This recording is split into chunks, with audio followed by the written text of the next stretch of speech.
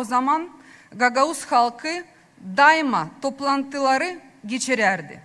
Nerede laf ederdiler hem Gagavuz Respublikası'nın kurulmasını isterdiler. Ne yapardılar? İşlerdiler. Bu da ne ya?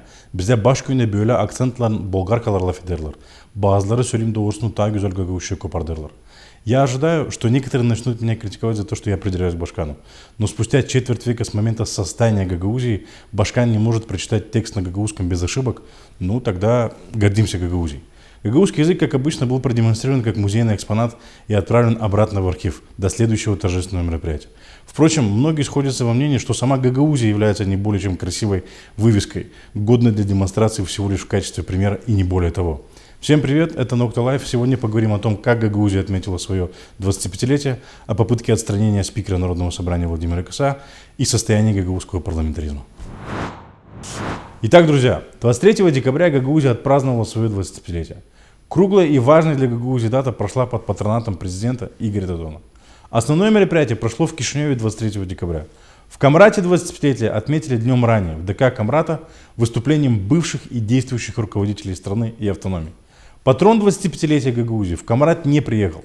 Наверное, потому что в декабре Луна находится в фазе Стрельца, а не Водолея. А может потому, что патрону не с чем приехать в Гагаузию. Обещания Игоря Додона принять гагаузские законы до 23 декабря 2019 года так и не были выполнены.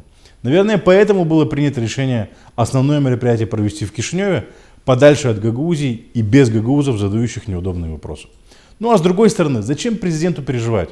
В условиях отсутствия местных партий и непопулярности других национальных политических партий в регионе, гагаузы все равно проголосуют за партию социалистов.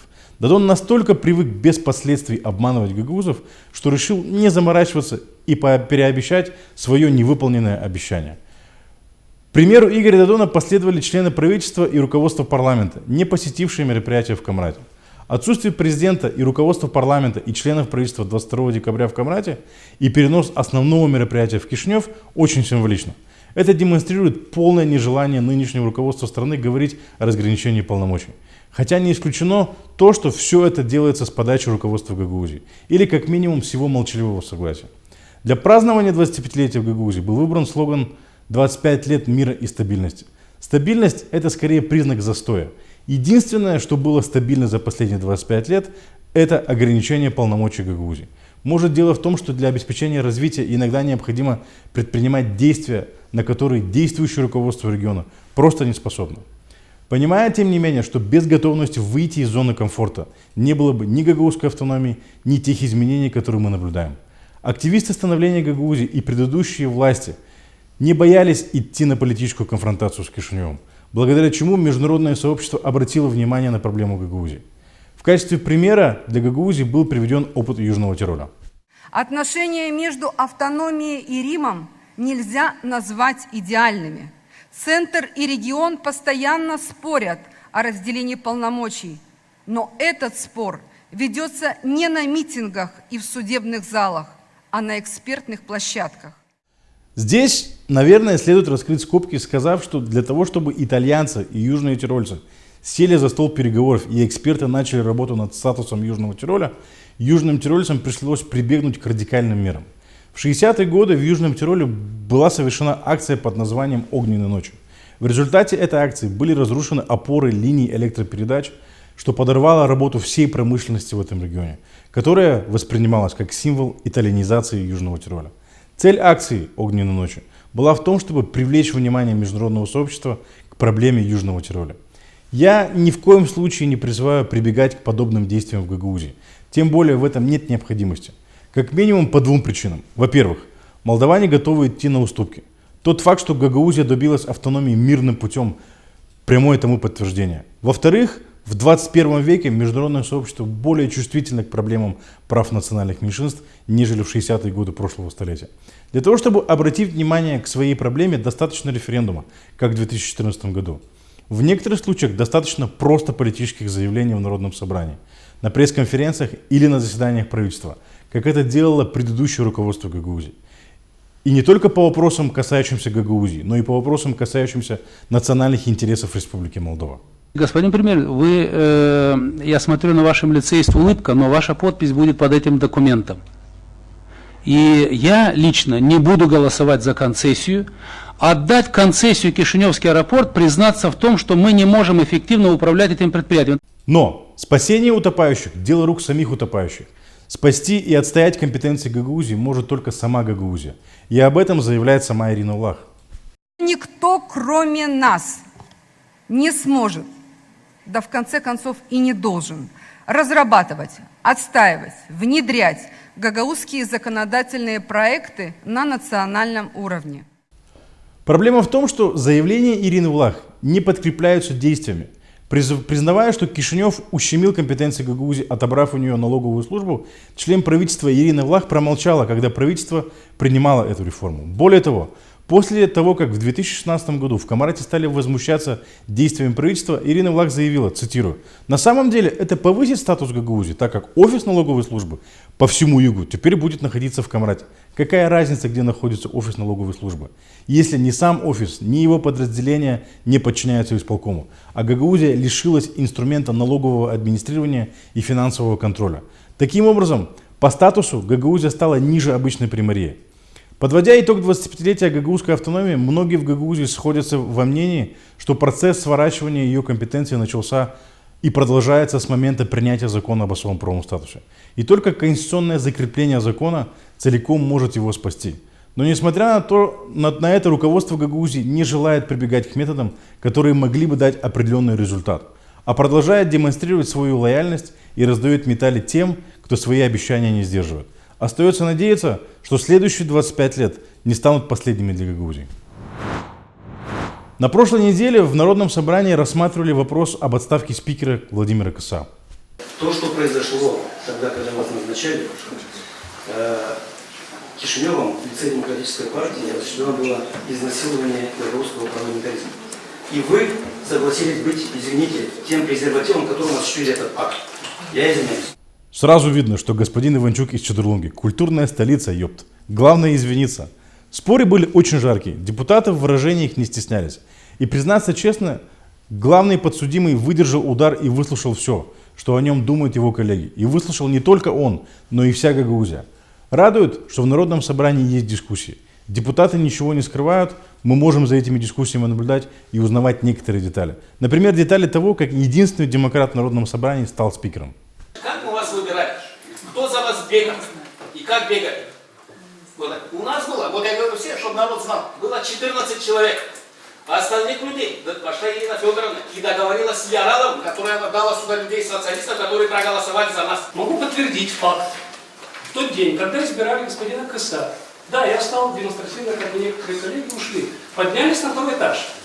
Там был некто Константин Ботнер, правая рука плохотника.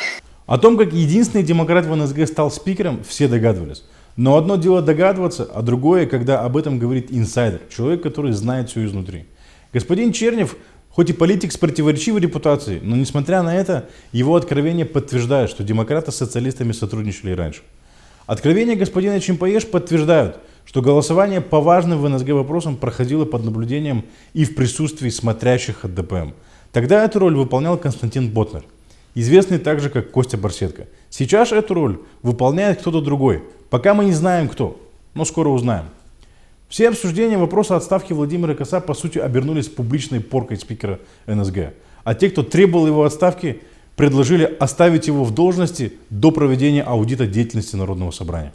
Я прошу сегодня не снимать его, не снимать. Я прошу создать комиссию, сделать финансовую отчетность именно по Народному собранию. В частности, зарплата, командировочный, премиальный. И особенно гранты, которые получил аппарат, и включая ваши гранты, которые вы оформили на своих родственников. Надеемся, что вопрос не застрянет в комиссии, и мы увидим результаты ее деятельности до конца мандата нынешнего созыва Народного собрания. С другой стороны, не совсем понятно, в чем конкретно обвиняют Владимира Коса. В том, что он приспособленец и ушел из ДПМ, когда та потеряла власть, или в том, что не может организовать работу Народного собрания. Если обвинять Владимира Коса в приспособленчестве, тогда в этом надо обвинить большую часть молдавского и гагаузского политического класса. Подавляющее большинство молдавских и гагаузских политиков меняют окрас в зависимости от политической конъюнктуры. Тут вам и уход из ПКРМ Игоря Додона, за что Ирина Влах сначала его критиковала, а потом последовала его примеру и сама примкнула к партии социалистов, возглавляемой Игорем Додоном. Уважаемые социалисты, когда вы говорите о таможенном союзе, всегда вспоминайте, пожалуйста, как господин Додон с Гречаной и Сабрамчук голосовали за президента Тимофти. Поддержка партии социалистов придает мне еще большей уверенности в том, что мы эти выборы обязательно выиграем. Если использовать сексуальную терминологию, как это сделал депутат Иванчук, то большинство депутатов Народного собрания можно обвинить в политическом промискуитете. Многие из депутатов НСГ, называя себя независимыми, вступают в политические сношения с разными политическими партиями. Владимир Кыса до этого лета был одним из немногих депутатов в НСГ с понятным политическим окрасом. Тут человек решил последовать примеру большинства в Народном собрании, стал независимым, и вот тебе решили снять. Относительно организации работы НСГ. Да, тут к Народному собранию много вопросов. Деятельность Народного собрания не организована. Но виноват ли в этом только Владимир Кыса? Некоторые депутаты считают, что комиссии НСГ также несут ответственность и не отрабатывают. Если этот вопрос стал, если мы заинтересованы в том, чтобы мы решили эту проблему эффективности работоспособности Народного собрания, я предлагаю к следующей сессии тоже провести анализ деятельности каждой комиссии. В целом, конечно, организовать профессионально и качественно деятельность законодательного органа, состоящего из депутатов, работающих на добровольных началах, практически невозможно. Законодательная деятельность требует постоянного и глубокого анализа, и немалого труда и времени. Но большинство депутатов могут заниматься законотворчеством только после работы, вечером, либо по выходным. Депутаты об этом знают, а некоторые говорят об этом открыто. Мы, большинство из депутатов, не находимся на постоянной основе, и мы не можем физически успевать, имея основное место работы, откуда получаем свой доход и смотрим свои семьи, не можем постоянно присутствовать на всех слушаниях, на всех комиссиях. По возможности стараемся, но не всегда получается. Совершенно очевидно, что Народное собрание должно стать профессиональным, и люди, занявшие депутатские кресла, должны понимать, что это их главная работа. При сегодняшнем положении дел работа Народного собрания не станет эффективной, кто бы ни занимал должность спикера.